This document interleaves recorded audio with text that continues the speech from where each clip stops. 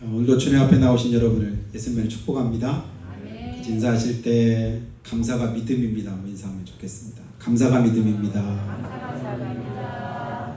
감사하라는 얘기겠죠. 우리 성가대 3분의 1이 줄었는데 몇 명 안 돼도 이게 2명 빠니까 3분의 1이 줄은 겁니다. 박수 한번 하겠습니다. 힘듭니다.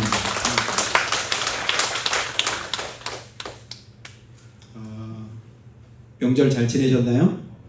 여전히 지내고 계시죠? 자, 명절 연휴 가운데도 주의를 지키고 주님 앞에 나오신 여러분을 주님께서 기뻐하실 줄로 믿습니다. 태풍이 진짜 올라나 지난주 제가 말씀했는데 왔어요? 안 올 것 같은데도 오더라고요. 안 보이는데도 안 보이는 것이 실제로 시간 지나니까 보이는 때가 있습니다. 하나님의 말씀이 아직 이루어지지 않은 것이 안 이루어질 것 같아도 시간이 지나면 이루어집니다. 말씀이 살았고 운동력이 있어서 언젠가는 그 말씀이 하나도 땅에 떨어지지 않고 하나님이 말씀하신 그대로 다 결실하고 열매 맺는 때가 있는데 우리 그 전에 아직 열매 맺지 않고 이루어지지 않은 것 때문에 낙심할 때도 있고 실망할 때도 있고 그리고 절망할 때도 있는데 성경은 계속해서 우리에게 그러지 말 것을 우리에게 권고합니다. 말씀대로 믿고 그 말씀 의지하고 그 말씀에 위로가 임하는 저 여러분이 될 수 있기를 주님의 이름으로 축복합니다. 우리 지역에서는 태풍을 거의 별로 실감을 못했지요. 방송에서만 계속 떠들고 여러 날 동안 그러니까 심란하기만 했지. 경주 지역, 포항 지역에 이제 재난 지역으로 선포가 되고 그 지역에 이제 많은 피해가 있고 명절이기도 하고 또 이제 태풍의 그런 이제 후유증도 있고 저희 처가가 포항이거든요. 일부러 경주 지역을 요즘에는 교통이 좋아서 직접 포항으로 경주를 예전에는 경유했는데 직접 갈 수 있는 길이 있는데 경주는 어떤가 경주 지역으로 한번 일부러 그쪽으로 가봤습니다. 그렇게 요란하게 태풍이 지나갔는데도 그냥 이렇게 외관상으로 볼 때는 태풍이 언제 왔었나 싶을 정도로 경주에는 별로 그렇게 제가 볼 때는 큰 피해가 없는 것 같더라고요. 도로 전체가 대부분이 침수됐다 그런 방송은 들었는데 흔적도 별로 잘 없었어요. 근데 포항 가니까 조금 달랐습니다.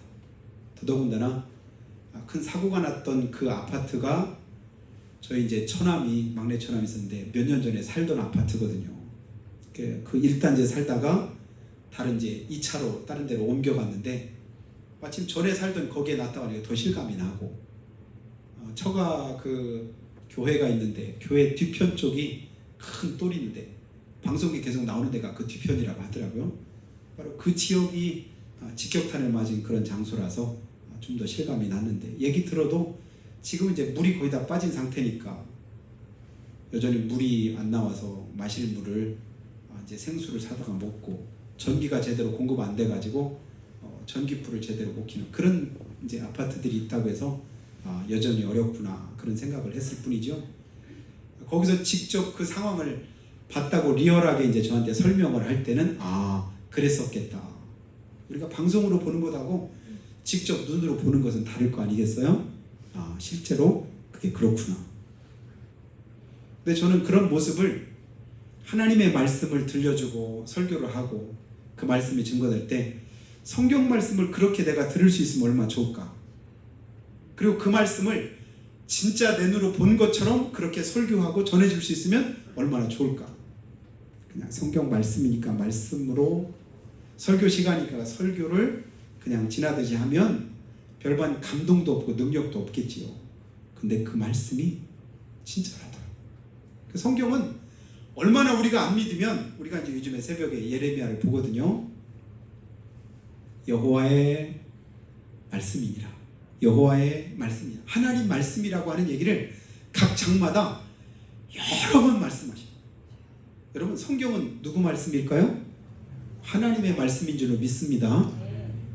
얘기 안 해도 성경이 하나님의 말씀인데 그 하나님의 말씀을 하면서 각 장마다 뭐라고 하냐면 여호와의 말씀이니라. 하나님이 말씀하시다. 하나님이 말씀하셨느니라. 하나님께서 또 말씀하시니라. 그냥 한 번만 말씀하셔도 얼마든지 하나님의 말씀이라고 들어야 될 텐데 우리가 그 하나님의 말씀인 것을 얼마나 안 들으면 여호와의 말씀이니라 여호와께서 말씀하셨느니라. 그 말씀이 오늘도 지금도 우리 가운데 말씀을 해주고 있습니다. 여러분, 하나님이 말씀하셨으면 그 말씀은 그대로 우리 가운데도 그대로 적용이 될 줄로 믿습니다. 그 말씀이 열매가 맺혀질 때 어떤 열매를 맺히냐 하는 것은 우리 믿음의 상태에 따라서 다릅니다. 아프니까 청춘이다라고 하는 책을 오래전에 제가 한번 말씀드린 적이 있는데요. 서울대 교수님 김난도라고 하는 그 교수님이 쓴 책인데 아프니까 청춘이다. 이 제목만 들으면 여러분 무슨 뜻인 것 같아요? 아프니까 청춘이다. 목사님 오늘 아침에 가시에 찔려서 손이 아픈데요? 그럼 내가 청춘인가요? 이런 얘기인가요? 청춘의 때에는 아픔이 많다는 이야기예요. 장래에 내가 어떻게 살아야 될지, 뭐 직장은 어떨지, 배우자는 누구를 만날지, 앞으로 내가 살아가는 삶을 어떨지 수많은 걱정과 고민을 안고 있는 세대가 청춘들입니다. 젊은 때지요. 그 고민이 많고 갈등이 많은 거예요. 여러 가지. 연세 드신 분들이 볼 때는 아이고 젊어서 좋겠다. 좋으냐고 물어보세요. 좋은지. 실제로는 많은 고민과 갈등이 있는 거예요. 근데 그 아픔이 있고 고통이 있고 수많은 어려움이 있는데 근데 그것을 그 아프고 어렵기 때문에 낙심하고 주저하고 절망할 수도 있지만 그것을 되짚어서 다시 한번 생각하라는 얘기입니다. 그래서 청춘이야. 그 과정이 있어야 나중에 훨씬 더 성숙한 완숙된 그런 삶을 네가 가질 수 있다. 그래서 젊어서 고생은 사서도 한다. 우리 속담으로 풀어야 금방 우리 이해를 잘해요. 젊어서 고생은 사서도 한다. 미쳤다고 고생을 사서 하냐고요. 할 수만 있으면 사서라도 고생을 멀리 해야 되겠죠. 그러나 그게 아니라 젊을 때 했던 그 고생이 나중에 유익할 때가 있더라. 그걸 알기 때문에 우리가 하는 말이지요. 우리가 이 땅에서 수고하고 애쓰고 헌신하고 충성하고 하나님의 말씀대로 지키려고 하는 일이 결코 쉽지 않아도 그렇게 하려고 하는 이유는 뭘까요? 그게 내가 유익한 것을 믿기 때문인 줄로 믿습니다. 하나님의 말씀대로 살면 그것이 유익하다. 마음을 다하고 뜻을 다하고 성품을 다하고 심지어는 목숨까지 다해서 주 여호와 너의 하나님을 사랑해라. 그리하면 그 다음에 하나님이 주시는 약속의 말씀이 있는데 그 말씀을 믿을 때 우리는 기꺼이 그 말씀대로 살 수가 있습니다. 근데 그게 잘 안 믿어지면 될 수만 있는 대로 우리 쉽게 살려고 하고 편하게 살려고 하지요. 그래서 어린 아이들에게 동화로 들려주는 이야기가 개미와 배짱이. 개미처럼 살고 싶은 분 혹시 계신가요? 배짱이처럼 살고 싶으신 분 계신가요? 둘 다 싫습니까? 목사님 미쳤습니까? 곤충처럼 살게 사람처럼 살아야죠. 그런 겁니까? 그런데 개미와 배짱이가 주는 교훈이 있잖아요. 개미는 여름 내내 뭐해요? 땀 흘려서 수고해요. 쉴 틈이 없어요. 얼마나 힘들고 어렵겠는지 허리가 개미 허리가 된 거예요. 우리가 살아가면서 개미 허리처럼 힘들고 어렵게 살 때가 있잖아요. 그러면 그 개미가 미련하냐? 그 개미에 비해서 배짱이는 그냥 팔자가 늘어지는 거예요. 여름 내내 뭐해요? 그냥 노래하고 쉬고 편하게 그냥 지내는 거예요. 그것으로 그냥 끝났다라고 한다면 이런 이야기가 동화책에 실리지 않았겠지요. 그런데 뭐가 있더라? 나중에 겨울이 있더라. 겨울이 오고 보니까 그때는 다르더라. 그렇게 여름 내내 땀 흘려 수고했었던 개미는 겨울 동안에 편안하게 먹을 걸 이미 다 준비해놨습니다. 쉴 자리를 다 예비해놨습니다.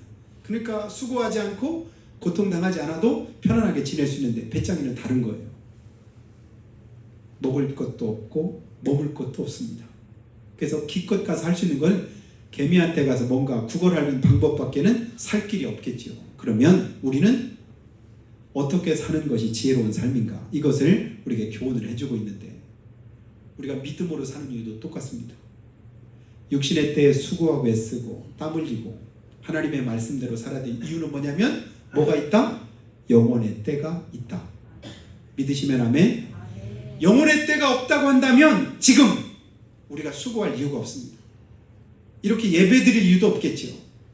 내가 하고 싶은 것, 마음에 원하는 것을 마음대로 해도 전혀 부족함이 없을 겁니다. 욜로 하면서 내가 그냥 욜로는 뭐예요? 지금을 즐기자. 내 마음에 원하는 대로 하자. 이게 욜로족들이 하는 말이잖아요. 그러니까 아이도 낳을 필요도 없고 그냥 우리 둘이만 편하게 그냥 지내면 되고 그러다 보면 미래가 없는 것이지요. 나라의 장래를 걱정하고 염려하는 이유는 뭐냐면 다음 세대에 대한 소망이 점점 사그라져 갑니다. 그래서 우리나라의 절반 이상의 교회들이 시골 교회는 뭐 거의 80% 90%가 다음 세대에 대한 대안이 없습니다. 왜냐하면 아이들이 없으니까. 그렇다 보면 10년 20년 지나고 나면 지금 우리 세대가 지나고 났을 때 다음 세대는 어떻게 될까요? 통통 빌 수밖에 없지. 보장이 없습니다. 나라가 그렇게 열심히 애를 써서 다음 세대를 위해서 노력을 하는 이유는 뭐냐면 그것이 소망이기 때문에 그렇습니다. 우리 믿음도 마찬가지입니다. 영혼의 때를 생각하면서 살아가는 삶은요, 지금 땀을 흘리고 지금 힘들고 지금 고통을 당하고 어려움이 있다 한들 그것 때문에 낙심하거나 좌절하지 않습니다. 지금 땀 흘려야, 지금 수고해야, 지금 어렵고 힘든 과정을 거쳐야 나중에 내게 유익할 것을 믿기 때문에 기꺼이 그것을 선택을 하는 겁니다. 그래서 젊을 때 고생도 하고 수고도 하고 애를 쓰고 하는 이유는 뭐냐면 내 장래를 준비하면서 살아가기 때문이에요. 여러분, 이 땅에서 고통을 당하고 어려움을 겪고 수고를 하고 그것 때문에 낙심하고 원망하고 불평하는 것이 아니라 기뻐하고 감사할 수 있기를 예수님은 축복합니다. 무엇 때문에요? 그 고통의 아픔이 영원히 계속되지 않고 끝나는 때가 있기 때문에. 여러분, 끝나는 때가 있다는 게 얼마나 좋은지 몰라요. 아무리 힘이 들어도 아무리 어려워도 그 어렵고 힘든 과정이 계속된다면 절망할 수밖에 없죠.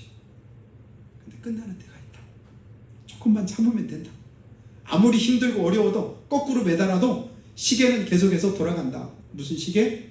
제대할 날 온다는 거지요. 끝날 날이 있다는 겁니다. 우리가 이 땅에서의 수고와 고통이 하나님의 뜻일진데 또 하나님의 뜻대로 하는 어려움일진데 그것이 우리에게 유익함을 믿는 저 여러분 되시기를 예수님을 축원합니다. 근데 문제는 우리는 믿지만 예수 안 믿는 사람들은 그 영혼의 때를 안 믿으니까 큰일이에요. 그 고통이 계속된다는 걸 사람들은 몰라. 이 땅에서 그냥 그 고통이 끝이면 그것이 끝나는 줄 아니죠. 그때부터 시작인데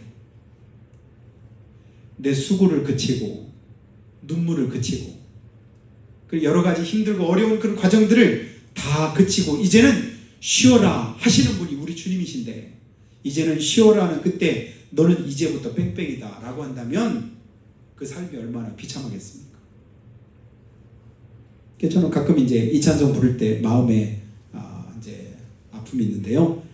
매일 스치는 사람들 내게 무얼 원하나 공허한 그 눈빛을 무엇으로 채우나 모두 자기 고통과 두려움 가득 감춰진 울음소리 주가 들으시네. 그 다음 뭐죠? 그들은 모두 주가 필요해 모두 알게 되리 사랑의 주님. 그 주님을 지금 알고 있다는 사실이 우리에게 복이 됨을 깨닫기를 예수님을 축복합니다.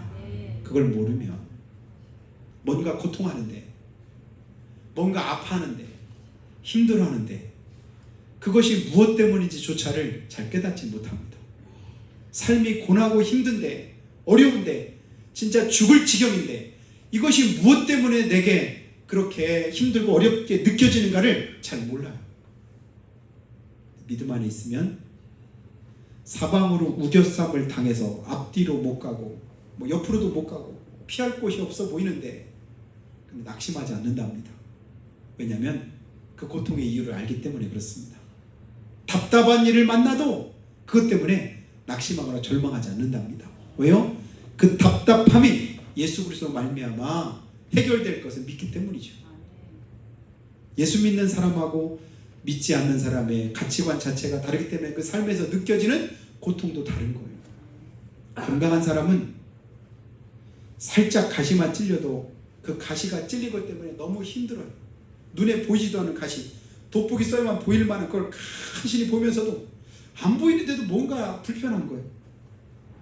손으로 만지면 뭔가 조금 까칠까칠한데 아프게 느껴지는 거예요. 저는 이 사람이 건강하다고 봅니다. 근데 굳은 살이 막 잔뜩 박히고 뭔가 신경이 조금 무뎌지고 더디 이제 심지어는 어떤 이제 무감각하게 느껴지는 어떤 질병에 걸릴 때는 아무리 가시에 찔리거나 가시가 아니라 병에 찔리고 못에 찔려도 고통을 잘 못 느껴요. 눈으로 보기 전에는 발에서 피가 출출 흐르는데도 불구하고 아픈 것도 모르고 상처난 것도 모르고 그러다 보니까 거기에 덫이 나고 염증이 생기고 세균이 거기에 감염이 되면 제2차, 3차 또 다른 질병에 걸려서 더 심한 그런 결과를 가져오는 걸 보게 되는데 고통은 때로는 내게 유익함을 가져다 주는구나. 왜요? 내 몸 어딘가가 지금 불편하고 문제가 있다라고 깨닫게 하는 것이 고통이기 때문에 그렇습니다. 그럼 하나님이 우리를 그냥 만드신 게 아니에요. 여러분 어느 부분이 아프고 힘들고 고통스러울 때 그때 그냥 넘기지 마시기 바래요. 그래서 진통제만 먹고 파스만 바르고 그러면 근본적인 그런 해결책이 아닙니다. 왜 아플까? 그 부분이 약한 거예요. 그 부분은 뭔가 문제가 생긴 거예요. 그런 근본적인 문제를 해결해야 그 다음에는 아프지 않고 건강할 수 있는데 그걸 잘 모릅니다. 오늘 영적인 부분에서 그 부분을 우리 가르쳐주고 있는 말씀이 우리가 읽은 예레미야 2장의 말씀입니다. 여러분 19절 말씀 한번 12절 말씀 한번 볼까요? 뭐라고 말씀하냐면 내 백성이 두 가지 악을 행하였나니 13절이군요. 죄송합니다. 그들이 생수의 근원되는 나를 버린 것과 스스로 웅덩이를 판 것인데 그것은 물을 가두지 못할 터진 웅덩이니라. 내 백성이 두 가지 악을 범했답니다. 첫 번째 악이 뭐예요? 생수의 근원 되신 하나님을 버렸습니다. 뭐냐면 생수는 뭐냐면 생명수라고 느끼면 돼. 그냥 시원한 물 정도가 아니라 내게 생명을 주는 생명의 공급원 그분이 하나님이신데 그 하나님을 버렸습니다. 두 번째는 뭐예요?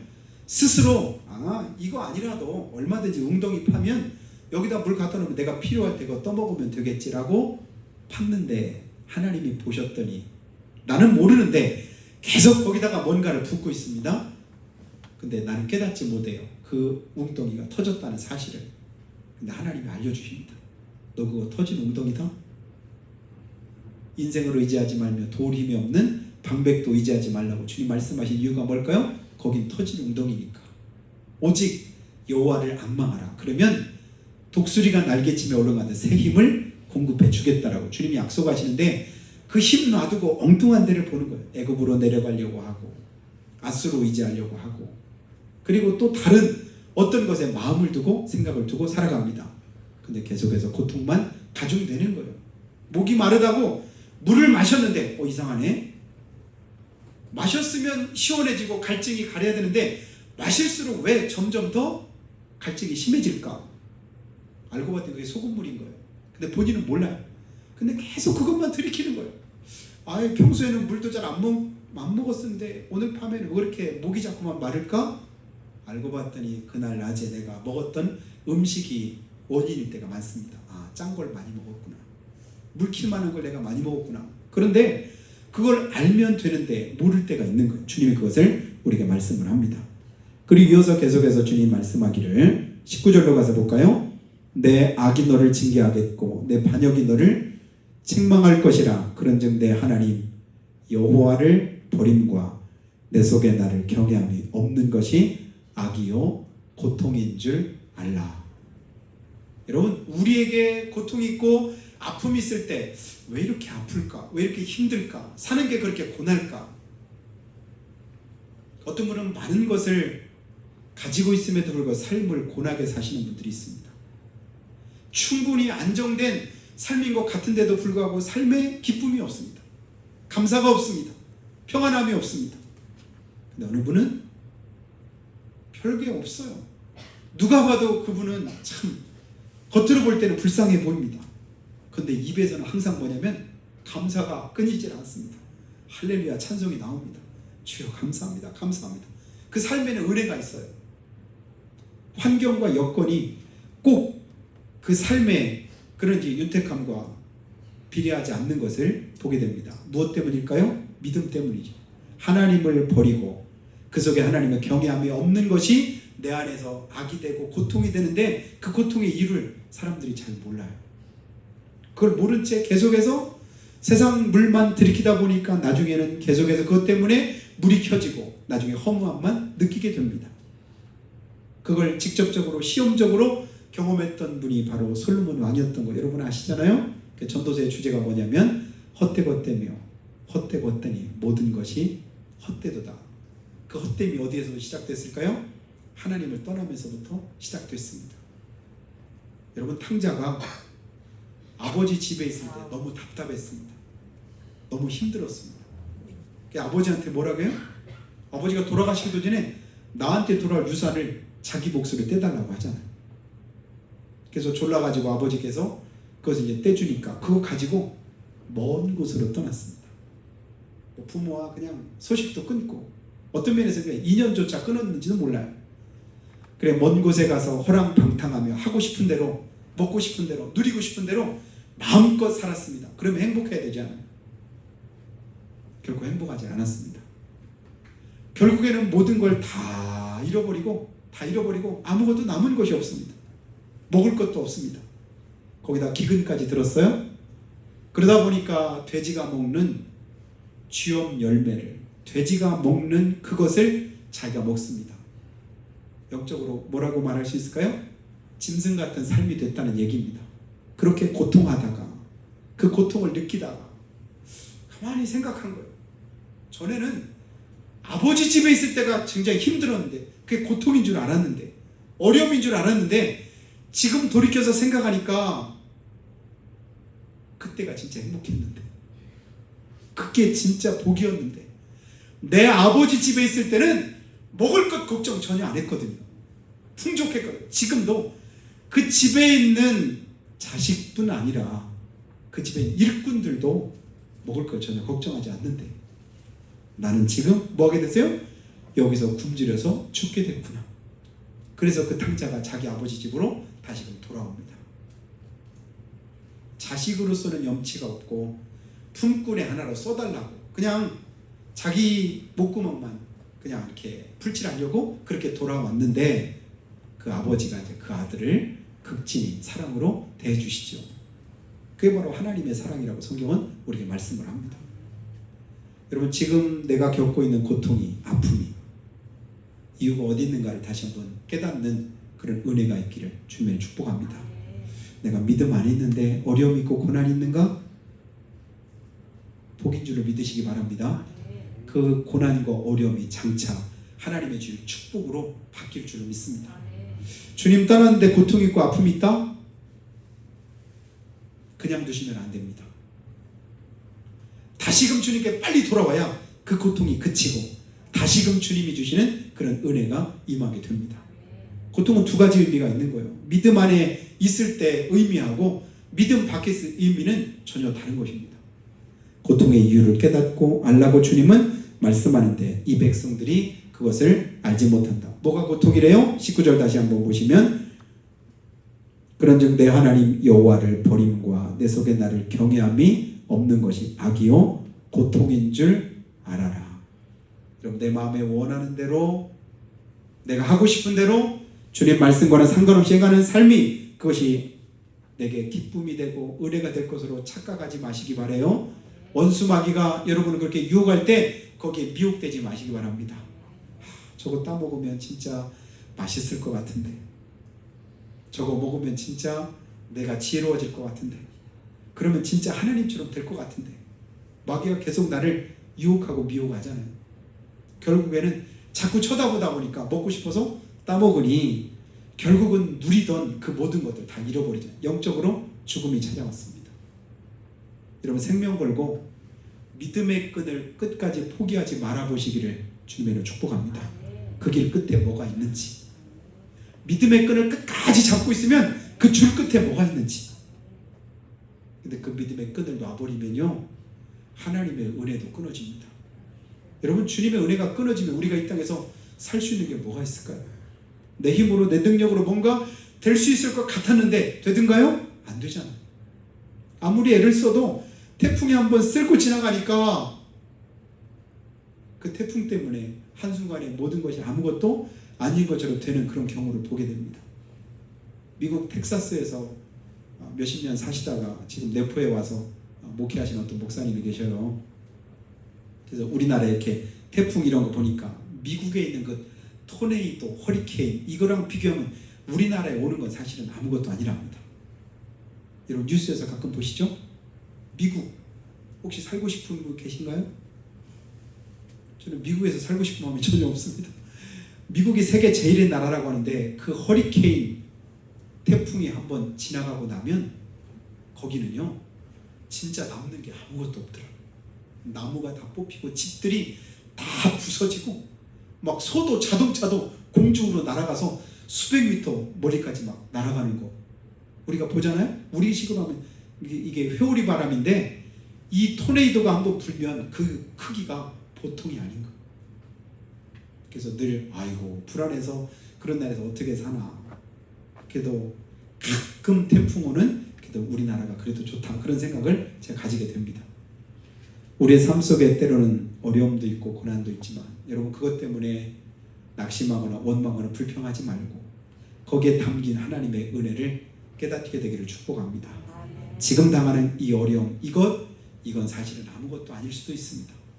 진짜 그것 떠나서 나중에 내게 임하는 그것이 더 크고 더 힘들고 더 어려운 그런 결과를 가져올 수도 있다는 사실을 우리가 기억하고 주님의 애굽으로 내려가지 말랬으면 내려가지 마시기 바라요. 인생 의지하지 말랬으면 의지하지 마시기 바랍니다. 좁은 길로 가라고 하셨으면 힘들어도 그 길을 선택하시기 바랍니다. 그리로 가면 우리 삶은 누가 책임지실까요? 하나님이 책임지실 줄로 믿습니다. 내가 선택해서 간 그 길은 내가 책임을 져야 되는데 나는 그걸 책임질 만한 능력이 없습니다. 그래서 오늘도 우리는 주님을 의지합니다. 그 주님을 바라봅니다. 한 주간 주님 바라보고 그네 기억하며 승리하는 여러분 다 되시기를 예수님의 이름으로 축복합니다. 같이 한번 기도할 때 하나님, 우리가 고통의 원인을 알지 못하고 깨닫지 못할 때 많습니다. 잠언 4장 19절 말씀처럼 악인의 길은 어둠 같아서 그가 거쳐 넘어져도 그것이 무엇인지 깨닫지 못한다고 했습니다. 하나님께 깨닫는 은혜 주시기를 기도합니다. 분별할 수 있는 지혜를 주님께서 허락하시길 원합니다. 내 힘으로 감당할 수 없고 내 능력으로 행할 수 없는 것 주님께 맡기고 의지하며 주님의 도우심 구하기를 원합니다. 하나님, 내 인생에 고통이 찾아왔을 때 다른 곳에서 이유를 찾지 않게 하시고 우선 먼저 내가 하나님 버리진 않았는지 또 하나님 떠나진 않았는지 주님 말씀에 불순종한 삶은 아니었는지 내 영적인 상태를 먼저 확인하고 하나님을 향한 우리의 헌신과 충성이 시들진 않았는지 점검할 수 있기 원합니다. 그 속에 해답이 있을 줄로 믿습니다. 주님 떠나고 의지하지 않는 것이 고통인 줄을 알라고 주님 말씀하셨는데 그 고통의 문제를 해결하실 분 오직 우리 하나님 한 분뿐임을 믿고 그 하나님께 의지하기 원합니다. 이 시간도 주님 바라보니 주께서 우리를 도와주시라고 한 목소리로 잠깐만 기도하겠습니다. 우리 아버지 하나님, 은혜 주시기를 기도합니다. 붙들어 주시옵소서, 힘 주시옵소서, 은혜를 덧입혀 주시옵소서. 우리가 힘이 불충하고 불신앙 가운데 행하다가 아버지 하나님 자초한 여러 가지 많은 고통이 있고 어려움이 있을진데 그 속에서 깨닫고 알 수 있기를 원합니다. 주님 바라봅니다. 주님 의지합니다. 주여 역사해 주시옵소서. 힘들고 어려워도 하나님의 도우심에 함께 할진데 우리가 승리케 될 줄로 믿습니다. 이루어